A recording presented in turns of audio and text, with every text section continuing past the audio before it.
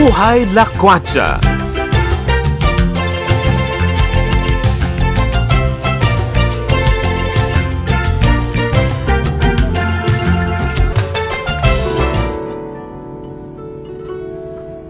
Pagkatapos ng ilang araw ng paglalakwatsa ko dito sa Osaka, ay sumakay ako ng Shinkansen train kung tawagin dito, o bullet train patungong Tokyo.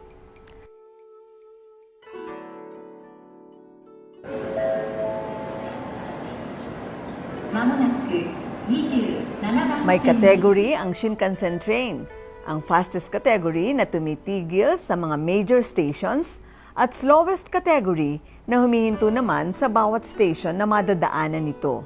May pagkakaiba ang experience at features sa bullet train kumpara sa ordinaryong subway train na pareho kong naranasan dito. Sa bullet train, mistulang nasa airport ka. Para kang sasakay sa eroplano. Sa ticket mo ay nakaspecify kung anong oras ka dapat sumakay at meron kang specific seat number na dapat upuan. At mala-eroplano din ang hitsura ng loob ng bawat tren. At higit sa lahat, mas mabilis ang takbo nito. Halos 3 oras ang biyahe ko mula Osaka hanggang Tokyo. May mga panandaliang stopover ito sa iba pang syudad ng Japan na madadaanan. Pagkababa ko ng Shinkansen train dito sa Tokyo Station, kitang-kita ko na ang pagiging first world country ng Japan at kung bakit ito ay isa sa mga paboritong shopping destination ng mga turista.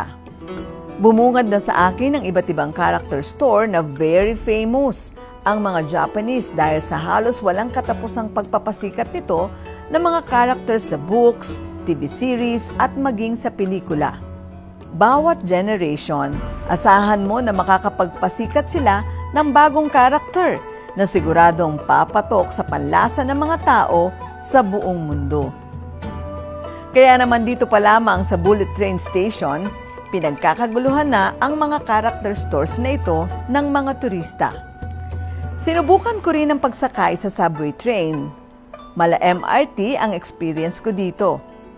Isa ito sa public transportation sa Japan. Kailangan mo ring bumili ng ticket bago ang pagsakay, pero hindi guaranteed ang upuan lalo na kung rush hours. Talagang super siksikan. Sa ikalawang pagkakataon, pinasyalan kong muli ang Shibuya. Isa itong lugar sa Tokyo na tanyag sa maraming bagay, tulad ng kultura ng mga kabataan.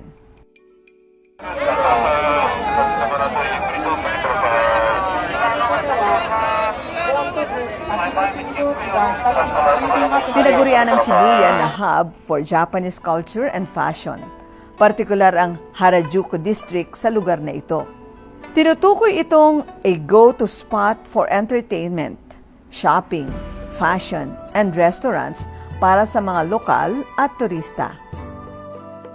Hindi lang yan, kilalang kilala rin sa lugar ang Shibuya Scramble Crossing dahil ito ang itinuturing na pinakamalaki o pinakamalawak na pedestrian crossing sa buong mundo dahil sa daan-daan taong tumatawid dito at any given time.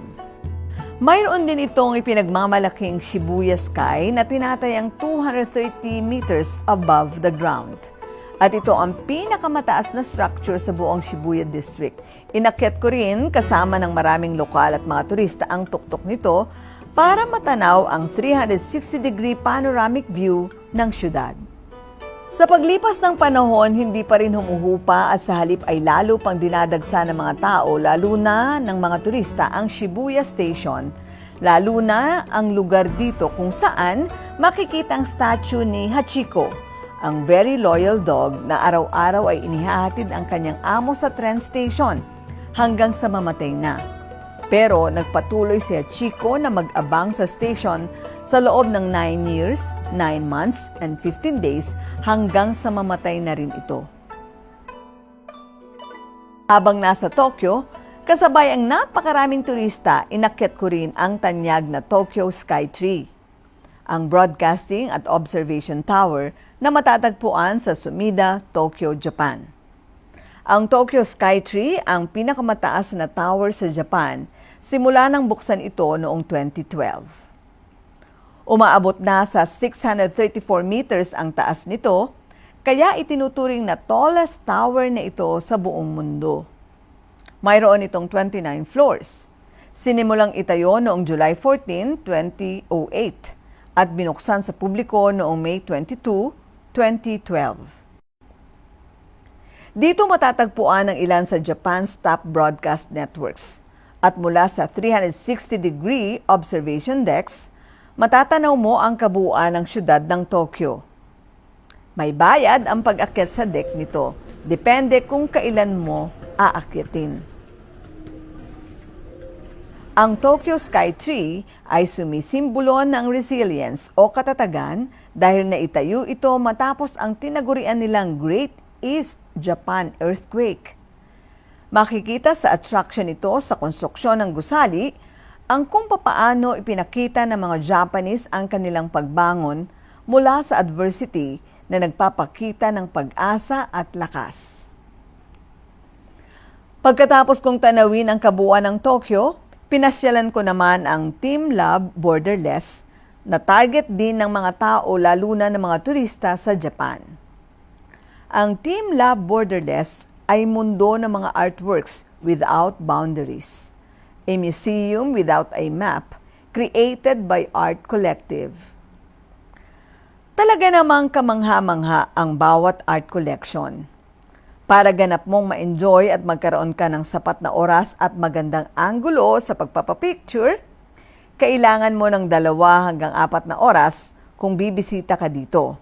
Pero kung hindi naman sapat ang oras mo, pwede mo nang pagkasyahin ang 1 oras. At dahil may dagdag na attraction ang Tokyo Disney Resort Complex maliban sa Tokyo Disneyland, hindi ko rin pinalampas ang paglalakwatsa sa Tokyo Disney Sea.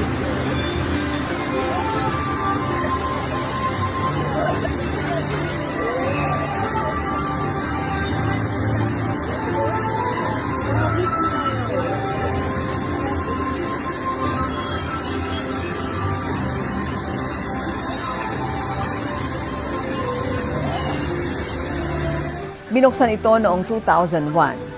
Ang pagkakaiba, it's more nautical themed and overlooks Tokyo Bay. Sa ngayon, nag-iisa ito sa buong mundo. Ipinagmamalaki nito ang 7 themed ports: Mediterranean Harbor, American Waterfront, Port Discovery, Lost River Delta, Arabian Coast, Mermaid Lagoon, at Mysterious Island.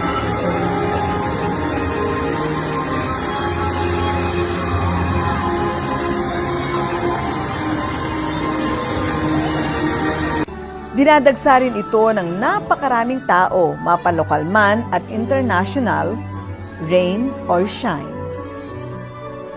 At dahil na-tiyempo rin ang aking paglalakwatsa dito sa Halloween holiday, nasaksihan ko ang maraming cosplayers o mga taong nakasuot ng iba't ibang costume ng mga paborito nilang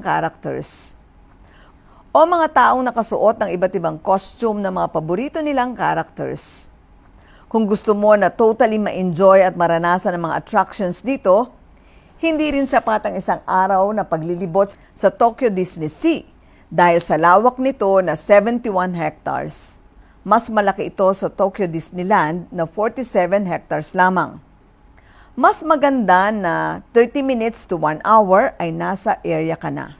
Pagod na ang katawan dahil sa pag-iikot, sumapit na ang dilim at ramdam na ang napakalamig na temperature. Pero mistulang walang katapusan ang pag-i-enjoy ng bawat isa, kabilang na ako. Walang dudang isang napakasayang aktibidad ang paglalakbay o paglalakwatsa. Hindi lang ito pamamaraan para sa isang balanseng pamumuhay, kundi pagkakataon din para matuto, madagdagan ang ating kaalaman at magkaroon din ng mga bagong kakilala. Hanggang sa susunod na Buhay Lakwatsa!